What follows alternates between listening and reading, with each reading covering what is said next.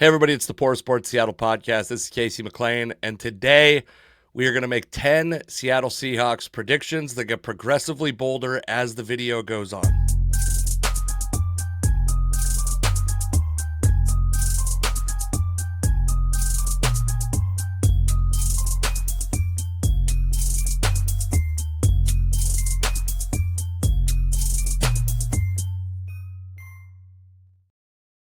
All right, folks. Like I said, we're gonna make 10 Seahawks predictions today. This is the very last moment I could possibly make a Seahawks preview video. Tomorrow is opening day. I'm recording this on Saturday. Bold prediction that's not on this list, that's not in my top 10, is that I think the Seahawks are going to win tomorrow against the 49ers. By the way, some of these predictions aren't going to be that bold. They're going to keep getting bolder as it goes on. Did you not read the title? Also, I haven't been doing these. I'm sitting right now next to a slide on this preview thing that I created that says we're live every Monday. That hasn't been the case recently. We're working on it, folks. It's the beginning of the school year. I made some mistake in childcare paperwork. We're working through it, but we're going to get there. Also, the Mariners collapse. I don't want to talk about the Mariners collapse. Do you want to talk about the Mariners collapse? I don't want to talk about the Mariners collapse. It's all too familiar, and hopefully they'll pull the nose up. I'm frustrated by a bunch of things, not the least of which is Harry Ford being called up apparently to be a pinch hitter / occasional DH as opposed to continuing to play every day in Tacoma. Very frustrating. Seems pointless to me, but we're gonna talk about it. Okay. Let's talk about these Seahawks predictions. My number 10 prediction, and I want to remind you, this is the least bold of the predictions, is that Ken Walker will outgain Zach Charbonnet on the ground. I think Ken Walker comes with a higher prospect pedigree. I think most of the world thinks that Ken Walker is a better player than Zach Charbonnet when healthy. So there's two parts of this. What makes it bold, I think, or what makes it not bold, is that pretty much everyone agrees Ken Walker is a better player. What makes it bold is Ken Walker is not always healthy.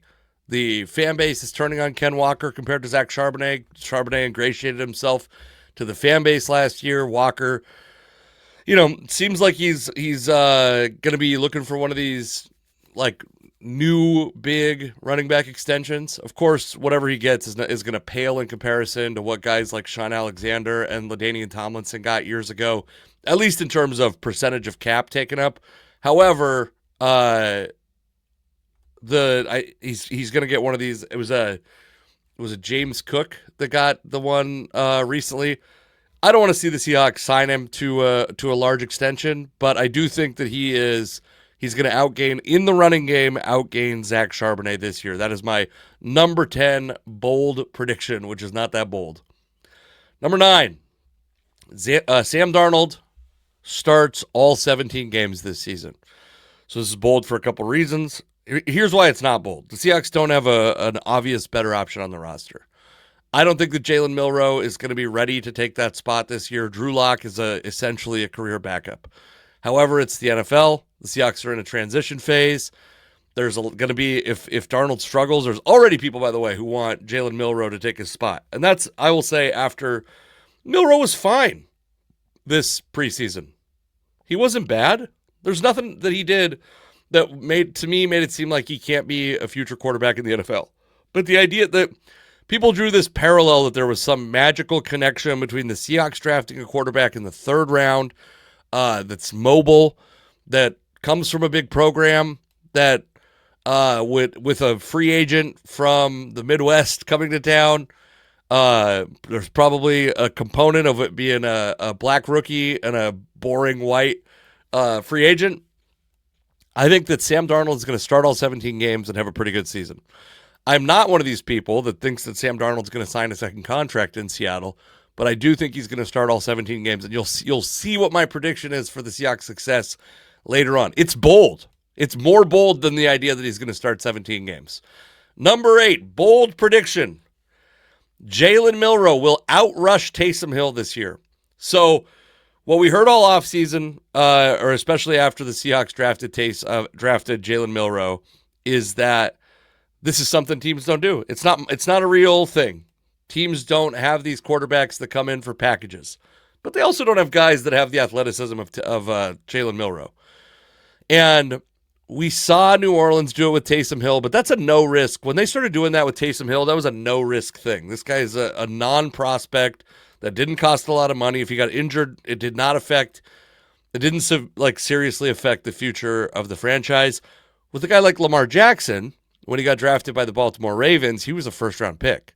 And that, granted, it was the last pick of the first round, but he was a first round pick, and they still brought him in for packages. And I don't think that Milroe is quite the athlete that Jackson was. It's probably not quite the passer that Jackson was at this point, but he's similar.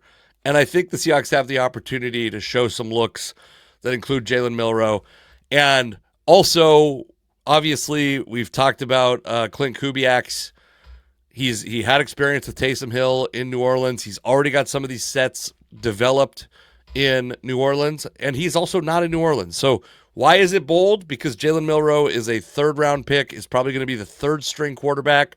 The team is going to have to carry an extra quarterback if they're gonna have him on the roster, or have him be the second-string quarterback and Drew Lock be the emergency third quarterback that's on the 53-man but not on the game day active roster.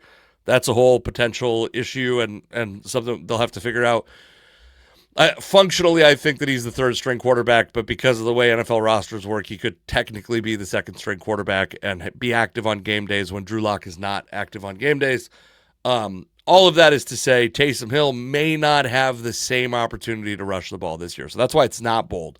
Is Clint Kubiak is in Seattle, and he's not in New Orleans anymore. So the guy that has done this in the past is here and not in the place where the other guy is.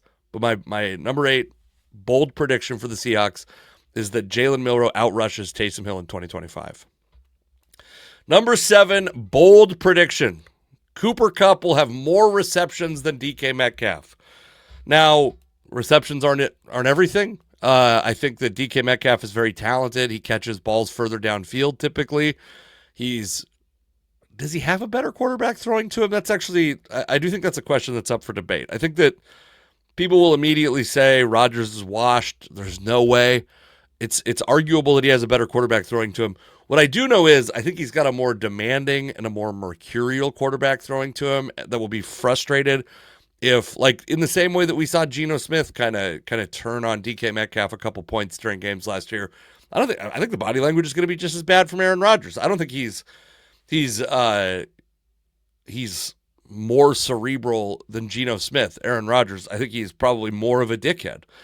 And I suspect at some point Aaron Rodgers will be frustrated by DK Metcalf. I would suspect that DK Metcalf catches more yards. I'll be curious if he can figure out how to be an actual good red zone receiver in Pittsburgh. But both these teams are going to run the ball a fair amount. I think Cooper Kupp is going to catch a volume of passes that is going to have a volume of targets that means that he catches more passes than DK Metcalf. That being said, George Pickens is in Dallas, and there's not as much competition for DK Metcalf getting targets as there was when he was traded, and that it seemed like a deal that made him a little bit of a redundant piece with Pickens. All right, my number 6 progressively bolder Seahawks prediction is that Sam Darnold will throw for more yards than Geno Smith. Why it's bold? I think that Geno Smith is a slightly better quarterback than Sam Darnold in 2025. I supported the trade of Geno Smith. I supported the signing of Sam Darnold. I think these guys are very similar from a tier of quarterback perspective.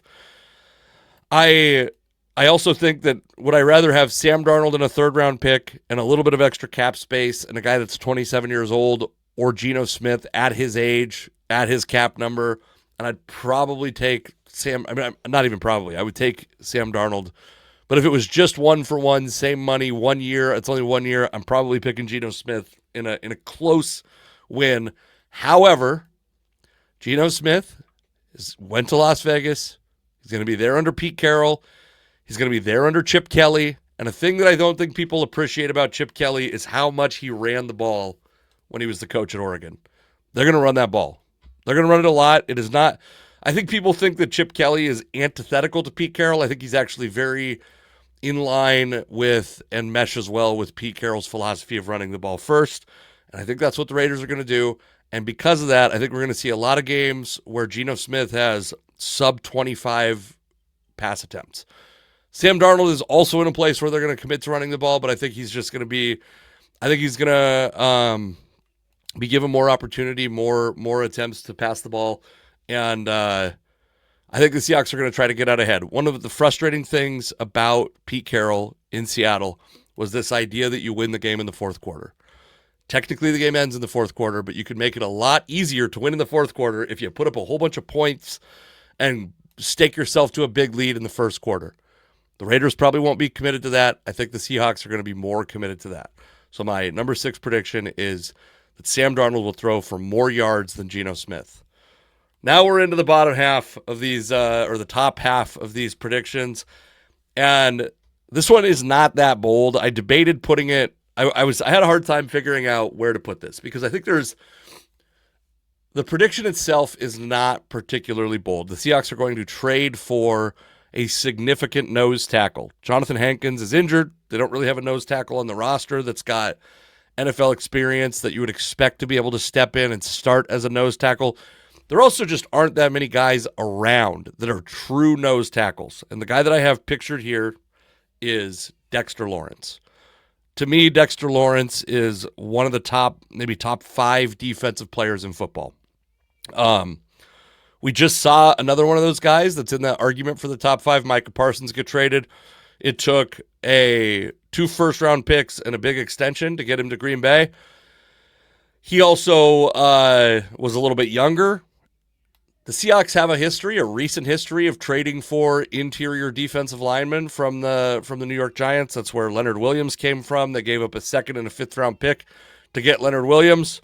By the way, if you can hear in the background, my daughter is crying, upset with my take that the Seahawks may trade draft capital for Dexter Lawrence. Dexter Lawrence has 3 years remaining on his contract as of now. He's a free agent after I believe the 2027 season.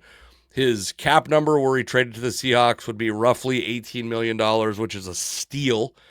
I don't think if you trade for Dexter Lawrence that you're getting all 3 years of that contract out of him.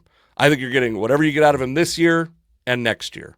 And then if he's not signed to an extension by then, he's holding out. There's no way you get him for that cap number that late into the contract. That being said, one, he's a guy that I think would be a great extension candidate. I think I think he'll still be in his either late 20s or early 30s at that point, and at a position that ages pretty well.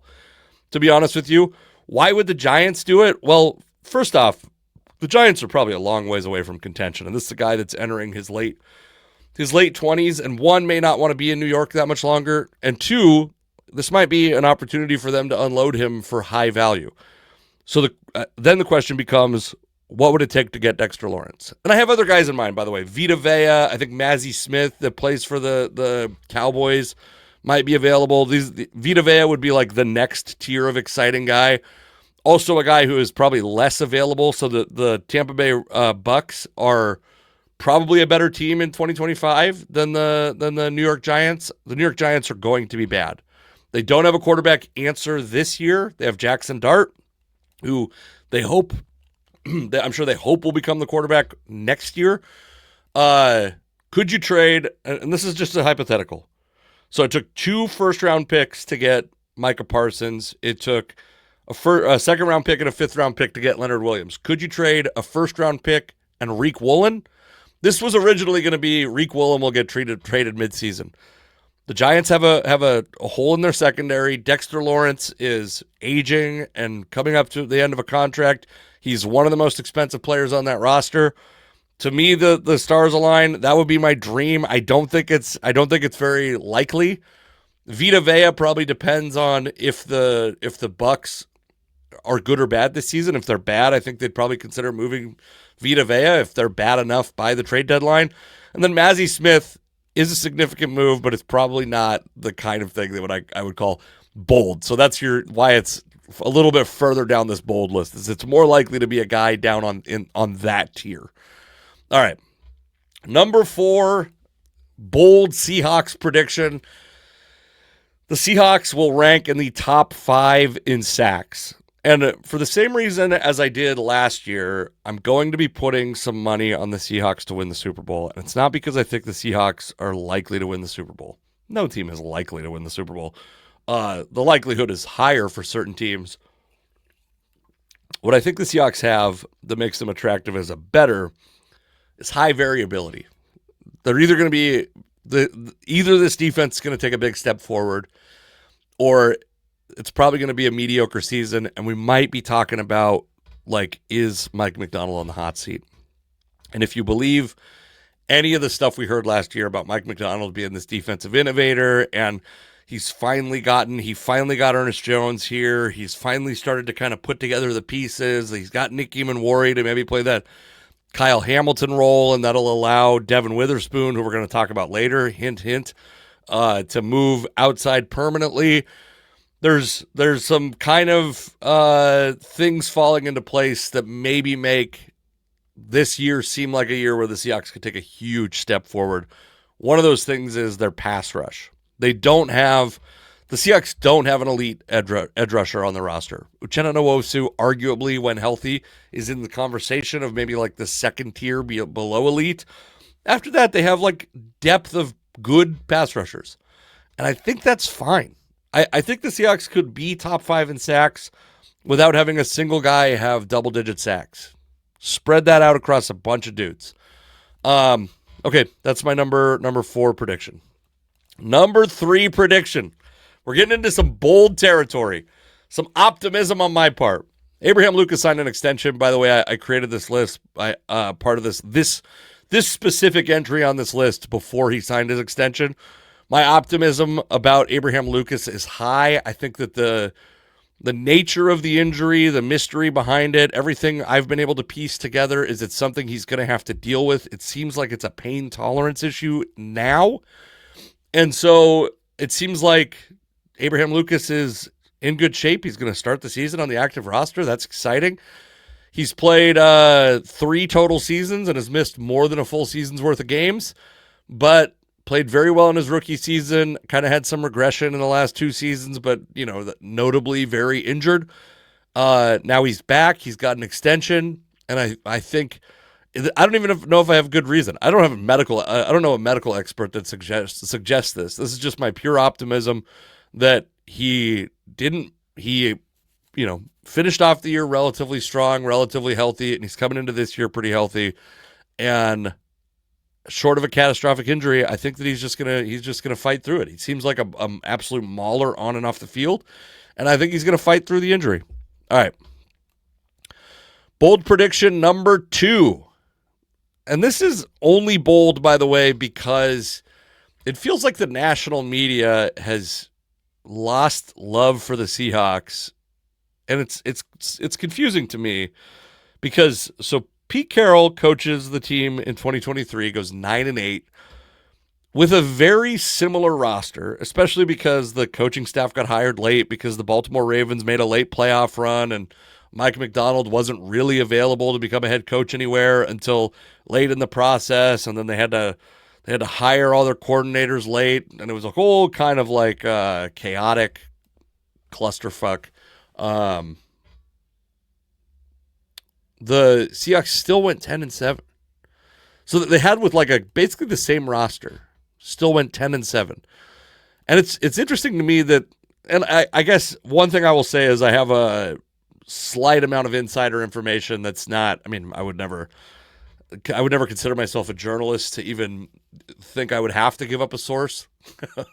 But I have a buddy that knows some stuff, and I think that the coaching staff is going to be happier with Geno Smith than they were with Sam Darnold than they were with Geno Smith. And it's not because I think Geno Smith is bad. This isn't my quality judgment of Geno Smith. This is just what I hear, is that they like Sam Darnold a lot more. They were very frustrated with Geno Smith. And to replace Geno Smith with Sam Darnold, Geno Smith coming off of not a good season. He had some good elements and some of the more advanced metrics and like the next gen stats like Geno Smith quite a bit, but results were bad. And Sam Darnold had a year where like in 16 games, his results were very good. He was in the MVP discussion and kind of trails off at the end and whatever. We all know that. The idea that these guys aren't somewhat similar in people's minds is frustrating to me. And even DK Metcalf, who I love. I love DK Metcalf, especially I will say he's the only thing that gave my 6-year-old daughter any passion about the Seahawks was DK Metcalf. I loved DK Metcalf. I think that and I'm not saying Cooper Kupp is a better receiver in 2025. Scheme fit, what the Seahawks need out of a receiver with Sam Darnold there, I think it's not going to be that far off. I don't think it's that big of a drop if Cooper Kupp stays healthy. It's going to look a lot different. It's going to look a whole lot different. So depending on what you value, the Seahawks, I hope Torrey Horton can fill some of that, what DK did, because what DK did is his ability to catch balls and make plays downfield is rare. No doubt. And guys like Cooper Kupp, he's one of the best of that type, the slot, super slot receivers, but they're much more easily findable. Guys who are 6'3", 235, run a 4.35 and jump out of the gym and are 0% muscle despite eating a bag of Skittles every day, that's rare. And I'm not suggesting that it's not, but the idea that the Seahawks, I've seen so many predictions where they're like, well, they're obviously the worst team in that division. I just don't see how. Tyler Lockett, and I love Tyler Lockett too. That guy, if you want to talk about a hall of very good, the Seahawks have a bunch of receivers that fall into that. Darrell Jackson, I think Doug Baldwin is severely underrated. Tyler Lockett too. Tyler Lockett had an amazing career in Seattle. I don't think that he would have thrived in this offense, and I think that he's at the end of his career. We're approaching the end for Tyler Lockett. He's been in the league for a long time. It's not as big of a loss as I think that the national media is trying to make it out to be. So for me, the Seahawks winning 11 games doesn't feel that bold, but compared to nearly every national prediction I've seen. Also last year, by the way, they should have won the Giants game. They were in the driver's seat to win a couple games. They didn't win. I think last year they went 10-7. They could have easily gone 12-5 or 13-4, and nobody would have thought they just had incredible luck. So I don't think it's that bold of a prediction, but the national media would seem to disagree with me. All right, on to my number one Seahawks bold prediction.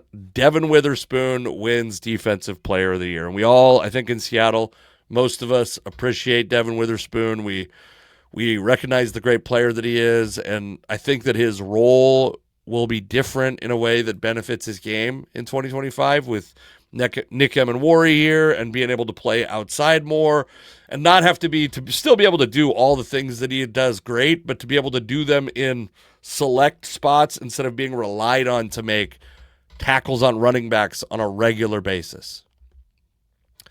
I think he's going to thrive. I think Devin Witherspoon is going to thrive, and it's not common for cornerbacks to win Defensive Player of the Year, and it's also not common for the West Coast to get any respect, and that's why it's my number one bold prediction is I think Emenwari is going to, or I think that Witherspoon is going to have to put up numbers that he's going to have to put up, 5, 6, 7 interceptions, something like that, or put up some sack numbers, or make some highlight reel tackles at some Earl Thomas-esque tackles. He's going to have to do some of that stuff, but I think he's got every bit the ability to do it, and I think his production's going to be even better in 2025. All right, that's the end. That is my most bold prediction. Devin Witherspoon is going to win Defensive Player of the Year, and please come see me do stand-up comedy. I will be in Selah, Washington on September 11th. Never forget that I will be in Selah, Washington on September 11th. September 12th, I will be in Natchez, Washington. September 13th, I will be at my wife's cousin's wedding. You are not invited. I'm not telling you the city that it will be in. And then on September 20th, I will be opening for Jeffrey Baldinger at what is it called? The Seattle, it's in Soto. It's like the Seattle Drum Academy or something like that. But he's recording his first hour special. I'm Mr. Open for Specials this year. Open for Gabriel Rutledge's last weekend, amazing experience. I'll be doing it for Jeffrey Baldinger. Coming out to that September 20th. Thank you for listening to this. Share it with your friends, please. By the way, share how bad these predictions are if you hate them. Follow me at Casey McLean Comedy everywhere. Thank you. I love you. Bye.